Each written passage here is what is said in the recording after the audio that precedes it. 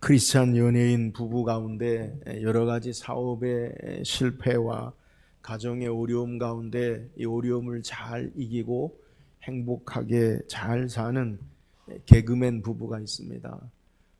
제 고향 선배이기도 한데 김학래 씨와 김미숙 부부가 있어요. 텔레비전에서 여러 번 이들의 삶의 모습을 소개하는데 놀라운 것은 이 김학래 씨가 김미숙 씨에게 남편이 아내에게 각서를요 119번 썼다는 거예요. 그걸 또 가지고 있더라고요. 이렇게. 그러니까 각서를 쓸 때마다 그걸 모아놓고 그걸 가지고 있어요. 여러 가지 실수와 잘못된 것들을 새롭게 하기 위해서 각서를 쓰고 지금은 어려움을 이겨내고 신앙 안에서 행복한 가정을 이루는 모습을 가지고 있어요. 각서가 무엇입니까? 각서는 법률 행위에 대한 간단하게 요점만 적어놓는 특정하는 방식의 약속을 지키겠다라고 하는 것, 그게 각서예요. 그러니까 내가 앞으로 이렇게 하겠다라고 쌍방간에 합의를 해서 그렇게 약속을 적어 놓은 거죠. 새로운 관계 설정이나 시작이나 다짐에 사용하는 것, 이것이 각서지요. 이런 각서와 비슷한 것이 있습니다. 그게 뭐냐? 언약, 약속이죠. 약속. 동일한 내용이에요. 성경에는 언약이라는 개념으로 우리에게 소개해요. 언약이 무엇입니까? 두 주체 간에 서로 간에 맺은 다짐이나 맹세, 약속을 언약이라고 그렇게 이야기해요. 이 성경을 해석하는 데 있어서 이 언약이 매우 중요합니다. 그래서 성경 해석학에 있어서 언약 신학이다라는 말이 있어요. 우리 특별히 개혁주의 우리 장로교회에서 언약 신학으로 성경을 풀어요. 언약 신학이 뭐냐? 하나님이 우리에게 언약, 약속을 맺으시고 하나님의 약속에 따라 이 땅에 하나님의 뜻을 이루어 나가신다는 거예요. 맨 처음 성경에 창세기 1장에 소개하는, 창세기 2장에 소개하는 언약이 있어. 일명 행위 언약이라고 부르는 게 있는데요. 하나님께서 아담에게 선악을 알게 하는 열매를 먹지 말라. 그러면 먹지 않으면 에덴에서 하나님과 더불어 영원한 생명 가운데 살지만 말씀에 불순종하고 선악을 알게 하는 열매를 먹으면, 행위로 먹으면 너가 반드시 죽겠다. 이게 행위 언약이라고 이야기해요. 또 이어서 창세기 3장에 바로 뒤요 하나님의 약속 언약이 나와요. 그게 뭐냐? 아담이 하와가 하나님 말씀에 불순종하고 이 언약을 어겼어요. 그래서 하나님께서 그들에게 저주하시는데 저주만 하시는 게 아니라 소망의 은혜를 허락하세요. 인간이 죄와 불순종으로 죽음 안에 영원히 갇혀 있는 게 아니라 여자의 후손으로 내 뱀의 머리를 밟을 것이요 뱀은 그의 발꿈치를 상할 것이다. 그래서 여자의 후손을 통해 인간의 절망인 죽음을 뛰어넘어 생명의 약속을 허락하신 것. 이게 원시 처음 나타난 복음 그리고 은혜 언약이다. 그렇게 이야기해요. 이 언약은 다시 계속해서 오늘 우리가 살펴볼 노아 언약이 있어요. 온 인류가 죄로 말미암아 멸망당하고 난 이후에 하나님께서 노아와 그의 후손들 그리고 모든 생명들과 더불어 약속을 하죠. 어떤 약속을 하세요? 다시는 물로 세상을 심판하지 않겠다. 이게 일명 노아 언약, 무지개 언약이라고 소개하고요.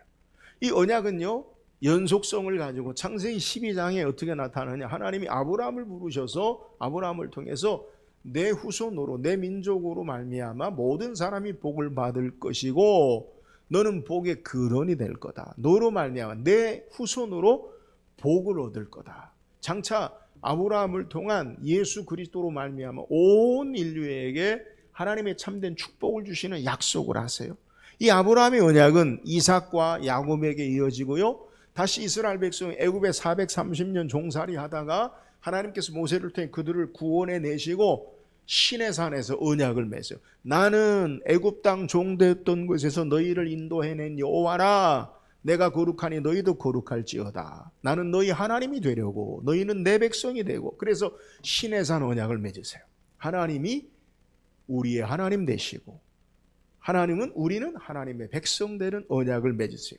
이것이 다시 다윗에게 영원한 언약으로 내 위를 영원히 세우리라. 다윗의 언약을 통해 이제 예수 그리스도가 이 땅에 탄생하셔서 그 모든 언약을 완전하게 축복으로 영원한 하나님의 의의 통치 가운데 이루시는 것으로 성경을 우리에게 보는 것, 이걸요 언약 신학이다라고 그렇게 이야기해요. 그래서 성경이 파편적으로 부분으로 다 독립돼서 떨어져 있는 것이 아니라 하나님의 처음 창조에서부터 마지막 계시록까지 하나님의 약속으로 언약으로 우리에게 성경이 보여지는 것이다. 이게 언약 신학이에요.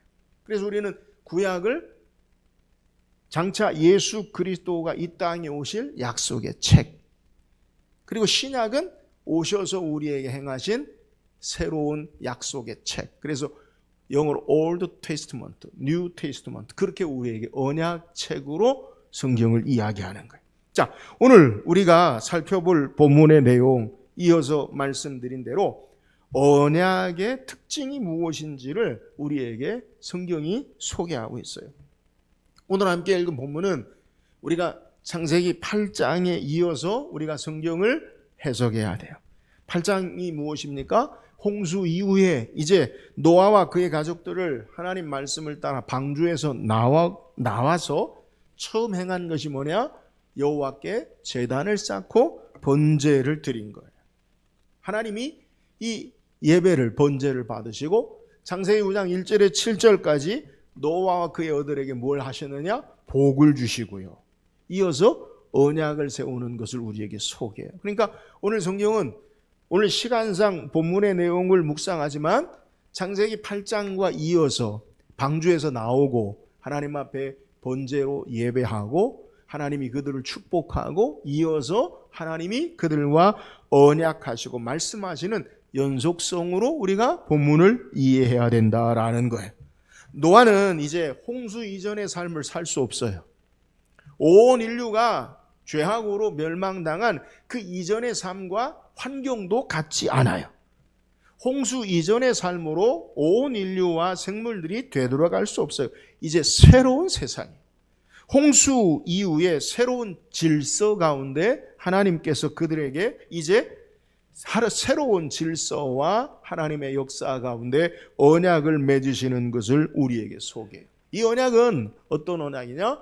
노아 당사자 한 사람뿐만 아니라 노아와 그의 후손들, 모든 인류를 향한, 그리고 특별한 것이 모든 생물들, 자연에게도 하나님께서 언약을 세우는 거예요.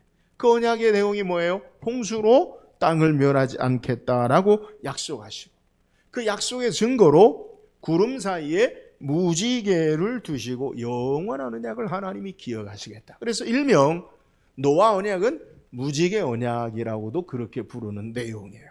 자, 본문에서 성경에 언약이라는 단어가 명시적으로 처음 등장해요. 창세기 1장에서 8장까지는 언약이라는 말은 없어요.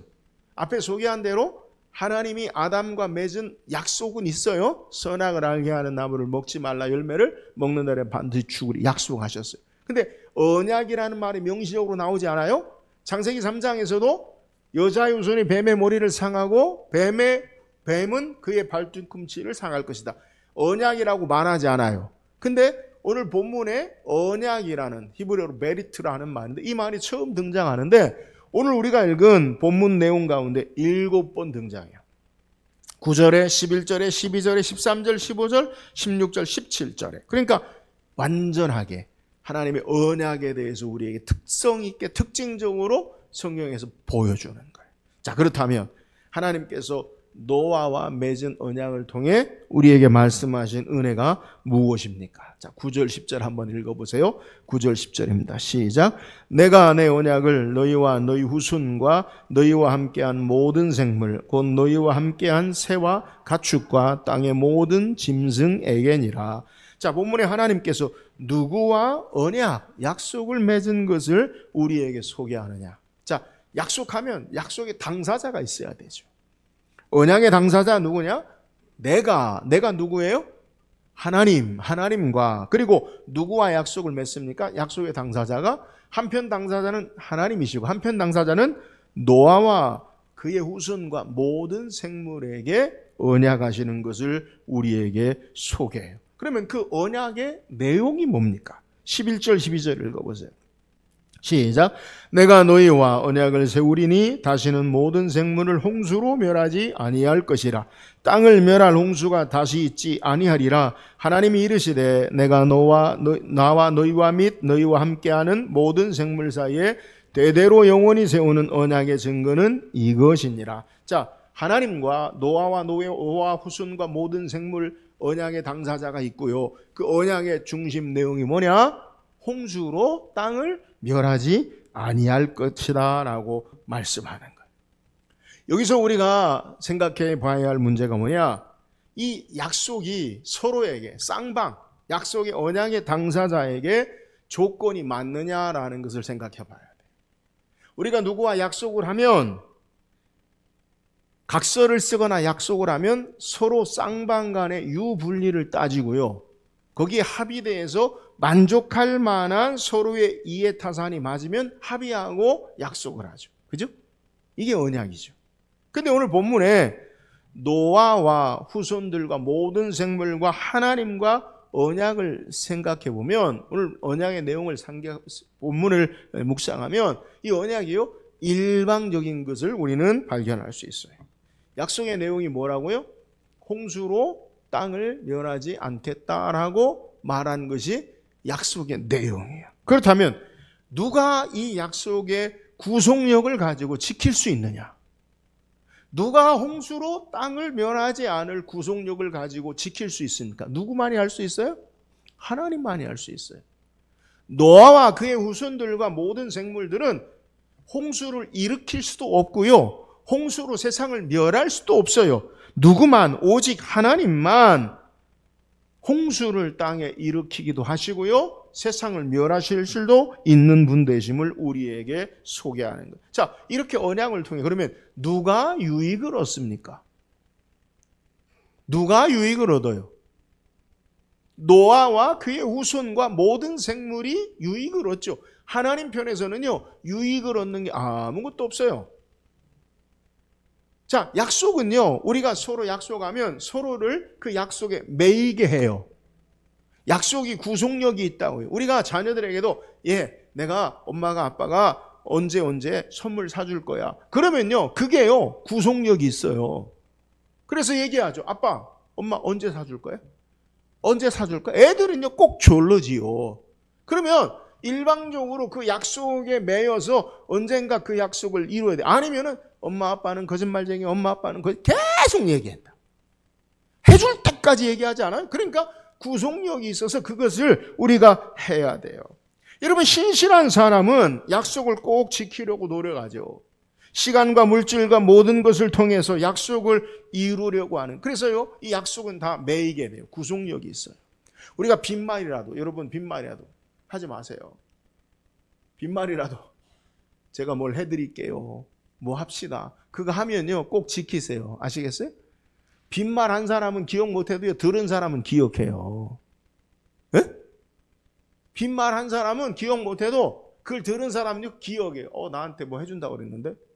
그런다고요. 이게 약속이 매이는 거예요. 오늘 성경에 여호와 하나님께서 언약하신 내용은 하나님만이 자신을 구속하시고 매이는 일방적인 은혜로운 언약임을 우리에게 보여주고 있는 거예요. 언약에, 하나님 맺으시는 언약의 중요한 특성이 뭐냐? 하나님이 맺으시는, 우리와 맺으시는 언약은 은혜를 기초로 하는 은혜 언약이라는 거예요. 우리에게 일방적인 은혜로우신 언약이, 언약을 통해서 노아와 그의 후손들과 모든 생물들이 할 수 있는 것이 아무것도 없어요. 오직 여호와 하나님께서 행하시는 일방적인 은혜로운 언약임을 우리에게 소개해요. 여러분, 더더욱 오늘 우리가 언약을 생각할 때 하나님과 노아와 그의 후손과 모든 생물은요, 동등하지 않아요. 우리가 언약을 세우고 약속을 하고 맹세를 할 때 어느 정도 위치가 서로의 파트너십이 있어야 언약을 맺어요. 물론 일방적으로 자녀들에게 하는 언약은 은혜로운 언약이지만 우리가 언약을 하려면 언약의 당사자 주체로서 그의 인격을 삶을 존중해야 언약이 된다는 거예요. 자, 오늘 성경에 보면 여호와 하나님께서 굳이 노아와 그의 후손과 그의 모든 자연 생물에게 약속하실 필요가 있습니까? 여러분, 하나님 마음대로 하시면 돼요. 하나님의 의지와 뜻대로 전능하신 하나님의 계획대로 행하셔도 아무 문제가 되지 않아요. 말씀하지 않으시고 멸하시면 되고 말씀하지 않으시고 멸하지 않으셔도 돼요. 그런데 하나님이 굳이 인간과 언약을 맺으시고 그의 후손과 모든 생물을 보존하고 상대자로 보아주시는 은혜로운 언약을 맺으신 것을 우리에게 소개하는 거예요. 하나님의 은혜의 언약 가운데 하나님의 은혜의 역사를 우리에게 증거하는 거예요. 사랑 여러분, 우리가 믿고 있는 하나님은 어떤 하나님입니까? 은혜로우신 하나님을 믿으시기를 주의 이름으로 축원합니다. 우리를 존귀히 여기시고 하나님의 언약의 파트너로 보아주시고 인격적으로 약속하시고 신실하게 그 약속을 따라 일하시는 하나님 되심을 우리에게 성경이 증거하는 거예요. 여러분, 우리 자신이 어떤 존재입니까? 여러분, 내가 누구입니까? 인간의 존재의 실존을 표현하는 성경의 고백 가운데 제가 가장 좋아하는 고백이 있어요. 창세기 18장 27절에 아브라함이 대답하여 이르되 나는 티끌이나 재와 같사오나 감히 주께 아뢰나이다. 여러분, 인간이 무엇입니까? 나는 누구입니까? 오늘 성경에 아브라함은 뭐라고 하나님 앞에 고백하느냐? 티끌과 재와 같습니다. 티끌, 먼지와 재와 같은 존재가 바로 인생이라는 거예요. 아무것도 아닌 존재이잖아요. 훅 불면 날아가 버리고요. 먼지와 같은 그러한 존재, 약한 존재가 인생이라는 거예요.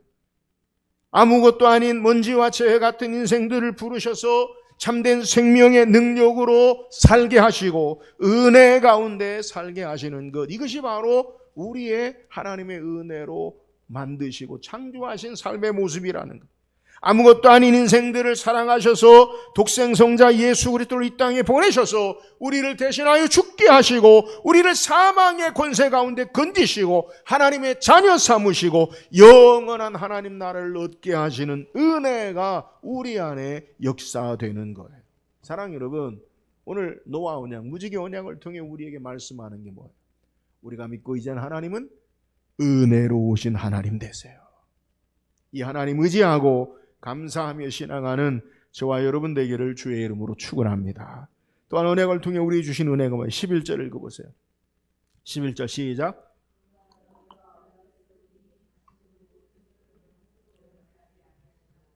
땅을 멸할 홍수가 다시 있지 아니하리라. 본문에서 내가 너의 언약을 세우리니 라고 소개하는데 이 세우리니가 11절만 등장하는 게 아니라 12절에도 영원히 세우는 언약의 증거는 소개하고 17절에도 세운 언약의 증거가 이것이라. 그러니까 11절에 세우리니, 12절에 세우는, 17절에 세운 언약의 증거는 이라고 소개해요. 그러니까 하나님이 언약을 세우는데 이 세운다라는 동사가 3번 등장해요. 그런데 이 동사의 시제가요 같지 않아요.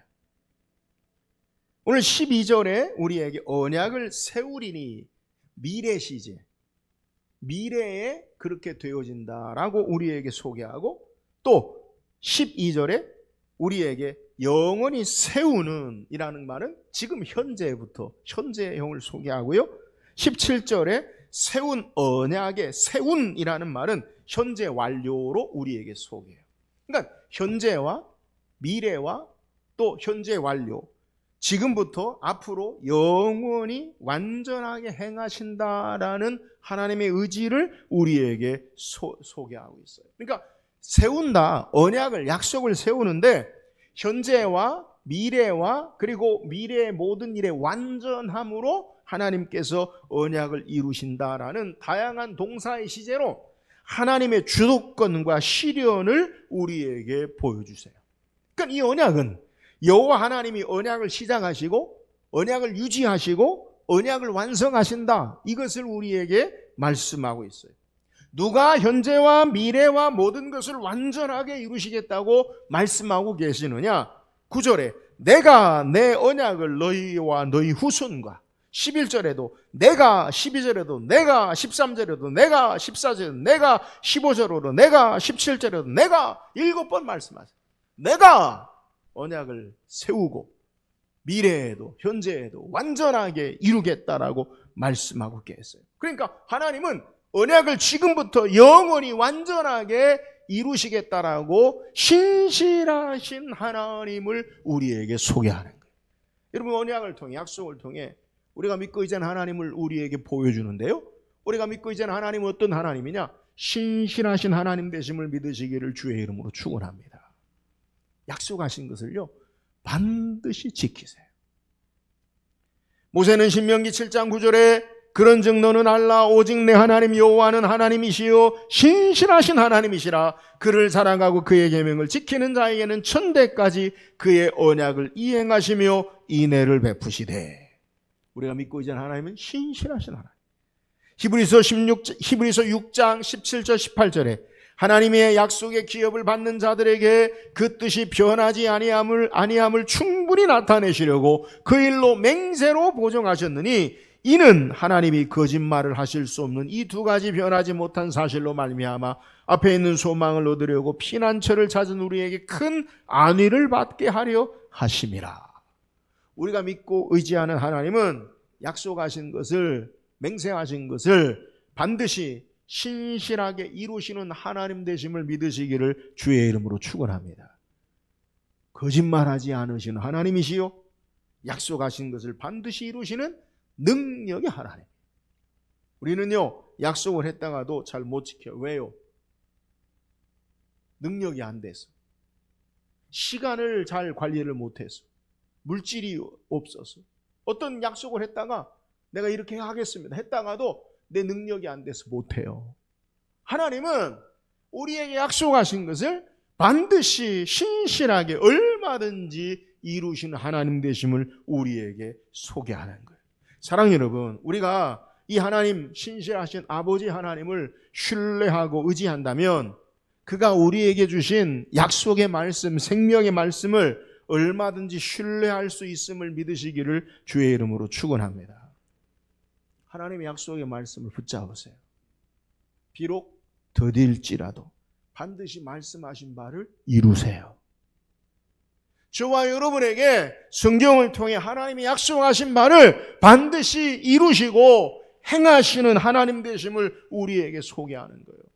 우리가 믿음과 소망과 인내 가운데 이 땅을 힘으로도 살아갈 수 있는 근거가 뭐냐? 하나님의 약속의 말씀이 얼마든지 예수 안에 우리에게 예가 되어지고 반드시 이루기 때문에 그 하나님을 신뢰하고 하나님의 약속의 말씀을 붙잡고 이 땅에서 승리하고 인내하며 살아갈 수 있음을 우리에게 증거한다는 거예요. 사랑하는 여러분, 우리의 삶에 때로는 하나님의 약속의 말씀을 따라 살면서 아직 이루어지지 않는 것이 있다 할지라도 낙심하고 절망하지 말고 하나님이 반드시 그 신실하게 우리에게 허락하신 것을 이루심을 바라보고 믿음으로 인내하며 승리하며 나가는 저와 여러분 되기를 주의 이름으로 축원합니다. 우리를 사랑하시고 다시 오실 예수님을 바라보고 주의 약속의 말씀을 따라 소망 삼고 신앙하는 것, 이것이 바로 우리에게 요구하는 바예요. 하나님은 약속하신 것을 반드시 이루세요. 신실하신 하나님 의지하고 약속의 말씀의 소망으로 이 땅에 믿음으로 인내하며 나가는 저와 여러분 되기를 주의 이름으로 축원합니다. 또한 이 무지개 언약, 노아 언약을 통해 우리 주신 은혜가 뭐예요? 13절 보세요. 13절 시작. 이것이 나와 세상 사이의 언약의 증거니라. 자, 하나님께서는 다시는 세상을 물로 홍수로 멸망하지 않으시겠다는 약속의 증거, 표징을 주셨는데 무지개를 주셨음을 우리에게 소개해요. 본문에 무지개라는 단어가 3번 등장해요. 본문을 분석하면 재미있는데 세운다라는 게 3번, 무지개 3번, 내가라는 게 7번, 언약이 7번. 그러니까 하나님의 언약을 반드시 이루시고 역사하시고 행하시고 하나님이 이 무지개를 반드시 그 약속을 하나님을 통해 행하신다라는 것을 우리에게 소개해요. 오늘 무지개라는 단어가 13절에 내 무지개를 구름 속에 두었나니 말씀하고 14절에 내가 구름으로 땅을 덮을 때 무지개가 구름 속에 나타나면 말씀하고 16절에 무지개가 구름 사이에 있으리니라고 소개해요. 본문에 무지개라는 단어가 창세기 1장에서 8장까지는 등장하지 않아요. 그렇다고 해서 그 이전에는 무지개가 없었느냐? 그렇게 보진 않아요. 비가 오고 난 다음에 무지개가 있을 거니까 성경학자들은, 어떤 성경학자들은 그 이전에 무지개가 없다. 근데 그건 너무 성경을 과하게 해석하는 거지. 일반적인 날씨에 있어서 비 오면 무지개 있잖아요. 그러니까 무지개가 있어요. 근데 오늘 성경에 처음 무지개라는 단어가 등장하는데요. 이 무지개라는 단어가 히브리어로 퀘세트라는 말이에요. 퀘세트. 근데 무지개라는 말만 사용되지 않고요. 이 퀘세트라는 말의 의미가 뭐냐? 성경에서 활이라는 의미로 사용돼요. 활. 활이 뭐예요? 이렇게 전쟁에 싸움에 사용하는 반원의 둥근 것이 활이죠. 거기에 화살을 당겨서 쏘는 거죠. 그러니까 활. 그러니까 무지개가 어떻게 생겼어요? 반원 모양으로 둥글잖아요. 활도 반원 모양으로 둥근 것을 상징하며 그걸 무지개라고 하기도 하고 활이라고 해석해요. 동일한 단어를 이삭이 에서에게 말할 때 창세기 27장 3절에 그런즉 내 기구 곧 화살통과 활을 가지고 들어가서 나를 위하여 사냥하며 라고 할 때 이 활을이라는 말을 똑같은 퀘세트라는 말이 사용돼요. 또 다윗이 하나님을 찬양하며 고백할 때 사무엘하 22장 35절에 내 손을 가르쳐 싸우게 하시니 내 팔이 놋 활을 당기도다. 여기에 활이 또 동일하게 퀘세트, 무지개, 오늘 본문에 번역한 내용으로 소개. 그래서 성경학자들은 이것을 무지개라고 해석하지 말고 활이라고 해석해야 된다. 일부 성경학자가, 이런 성경학자가 있어요. 그것도요 그렇게 틀리지 않아요. 에서가 사냥을 위해 사용했고 다윗이 전투에서 사용했던 것처럼 무지개로 번역한 이 퀘세트는 하나님의 전사의 활을 상징한다. 그렇게 이야기해요. 그러니까 무지개를 보면 하늘에 이렇게 둥글게 하늘을 향해 있어요. 여러분, 활이 겨누려면 이 둥근 것이 어디로 향해야 되느냐? 땅으로 향해야 돼요. 그죠? 하나님이 전사의 활을, 고대 신화나 고대 신들을 보면요 대부분 전쟁의 용사의 모습으로 표현하고, 우리가 믿는 하나님도요 전쟁의 하나님, 군대의 하나님으로 야훼 찌바우츠, 군대 하나님, 이렇게 고백해요. 그러니까 이 활이, 전쟁을 하려면 이 활이 어디를 향해야 되느냐? 활이, 하나님이 하늘의 활을 땅을 향하도록 해야 돼요. 그러니까 무지개가 거꾸로 있어야 된다는 거예요. 근데 이 무지개가 활이 어디로 향하느냐? 이 활이 땅을 향하지 아니하고 하늘을 향해요. 그러니까 하나님 편에서 땅에 대한 심판이나 공격이나 하나님의 멸할 의지가 없고 활을 그냥 하늘에다 걸어 놓으신 평화를 상징한다라고 그렇게 이야기해요. 여러분, 전통적으로는 무지개로 상징하지만 이렇게 활로도 해석할 수 있어요. 하나님께서 우리 인간을 향해 평화를, 물로 심판하지 않는 평화로 이 활을 하늘에 걸어 놓으셨다. 그래서 이 활이 땅을 향하지 아니하고 하늘을 향하고 있다. 그렇게 해석할 수도 있어요. 또한 이 무지개의 모습을 살펴보면 이 세 번의 표현 가운데 반복되는 표현이 뭐냐면 무지개와 함께 구름이 소개되고 있다. 구름과 함께 소개돼요. 13절에 내 무지개를 구름 속에 두었나니, 14절에 내가 구름으로 땅을 덮을 때 무지개가 구름 속에 나타나면, 16절에 무지개가 구름 사이에 있으리니. 그러니까 무지개와 뭐가 같이 나와요? 구름이 같이 나와요. 여러분, 구름이 상징하는 게 뭡니까? 우리는 일반적으로 자연현상에 구름이 덮을 때 사람 느끼는 것은 야, 비가 오겠다, 이런 생각을 하죠. 그러니까 사람들이 오늘 구름을 보고 느끼는 것이 뭐냐? 비를 생각하게 되고, 비를 생각하고 비를 보게 되면 인간이 어떤 마음을 가지느냐? 홍수가 생각나는 거예요. 그잖아요? 가깝게 홍수로 자기들이 다 멸망했어요. 이 인간의 깊은 상처, 트라우마가 되지요. 그러니까 구름을 보면 비가 올 것이다, 비가 오면 혹시 홍수가 나지 않을까라는 두려움이 떠오를 수 있다라고 해석할 수도 있다는 거예요. 근데 하나님께서 무지개를 두어서 너희를 멸망하는 게 아니라 너희를 다시는 비로 멸망하지 않겠다, 무지개를 보여준다는 거예요. 그런데 이 구름이요, 단순히 자연현상의 비를 상징하는 것만이 아니라 성경의 구름은요, 꼭 하나님이 임재하실 때 나타나는 상징으로 소개해. 구름이요.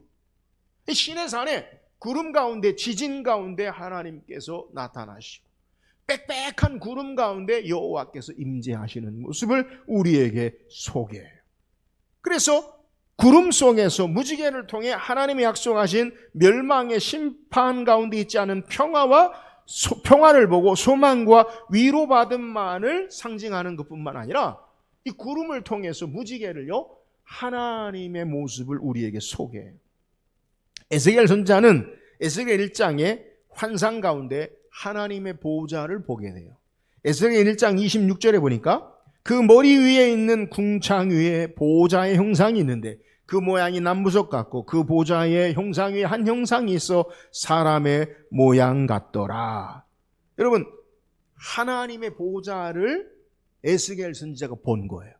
다시 이어서 에스겔 1장 28절에 그 사방의 광채의 모양은 비 오는 날 구름에 있는 무지개 같으니 이는 여호와의 영광의 형상의 모양이라 내가 보고 엎드려 말씀하시니 이의 음성을 들으니라. 하나님 보좌에 그 사방의 광채가 비 오는 날 무지개 같다. 그러니까 하나님의 모습을 사람의 형상의 모양으로 무지개 같은 것을 우리에게 소개. 여호와의 영광의 형상을 무지개 모양으로 소개.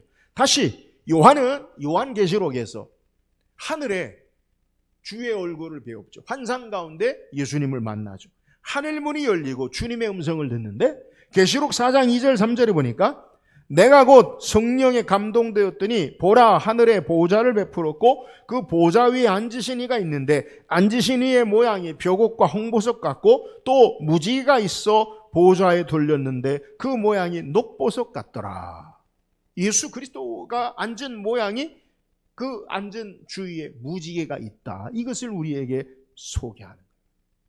무지개와 구름은 하나님의 영광을 드러내고요, 하나님 보좌에 앉으신 예수 그리스도를 상징하는 것을 성경이 우리에게 소개하는 거예요. 하나님께서 노아와 그의 후손에게 영원히 맺을 언약은 다시는 인생들을 물로 홍수로 완전하게 멸망시키지 아니하고 예수 그리스도를 상징하는 무지개를 통해 소망과 평화와 구원하심을 약속하고 계심을 우리에게 소개하는 거예요. 무지개와 구름을 통해서 예수님은 이 땅의 멸망으로 죄를 심판하실 뿐 아니라 평화와 소망으로 구원의 역사를 우리에게 소개하고 있다는 거예요. 사랑하는 여러분, 우리의 참된 소망과 위로가 여기 있어요. 예수 그리스도만이 우리의 구원이시고 소망이시고 평화가 되심을 믿으시기를 주의 이름으로 축원합니다. 우리를 죄악 가운데 건지시고 구원의 소망의 위로의 약속이 바로 무지개 언약이라는 거예요. 이 예수님을 믿고 신앙함으로 우리는 멸망에 있지 아니하고 심판 가운데 있지 아니하고 사망 가운데 있지 아니하고 하나님의 구원과 소망과 참된 평화를 누릴 수 있음을 이 무지개의 언약을 통해서 우리에게 예시하고 말씀하고 계심을 우리에게 증거하는 거예요. 사랑하는 여러분, 그러므로 예수 안에만 참된 구원과 평화가 있음을 믿으시기를 주의 이름으로 축원합니다.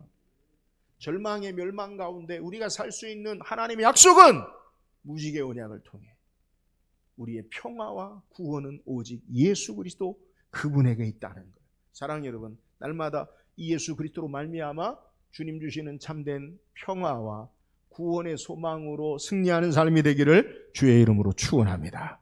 오늘 성경 무지개 언약 노아 언약을 통해 우리에게 주신 은혜를 소개해요. 하나님이 어떤 분이신가를 무지개 언약을 통해 보여줘요. 하나님이 어떤 분이세요? 은혜로우신 하나님. 우리를 계약의 파트너로 보아주시고 하나님이 그 약속에 매여서 일방적으로 우리를 친절하게 그 약속을 따라서 하나님께서 언약을 하시는 은혜로우신 하나님이세요. 하나님의 은혜 앞에 우리의 삶이 있음을 알고 은혜에 감사하며 신앙하는 저와 여러분 되기를 주의 이름으로 축원합니다. 오늘 언약을 통해 우리에게 주신 하나님이 어떤 분이에요? 그분은 신실하신 하나님이세요. 약속한 것을 반드시 이루신 하나님. 우리가 그 약속의 소망의 말씀을 부여잡고 믿음으로 인내하고 소망과 위로와 은혜의 삶이 되기를 주의 이름으로 축원합니다. 무지개를 통해 우리에게 약속하시는 것, 참된 구원과 평화와 소망은 오직 예수 그리스도에게 있어요. 오직 예수 그리스도로 말미암아 하나님 주시는 구원과 평화와 소망과 위로가 날마다 풍성하기를 주의 이름으로 축원합니다.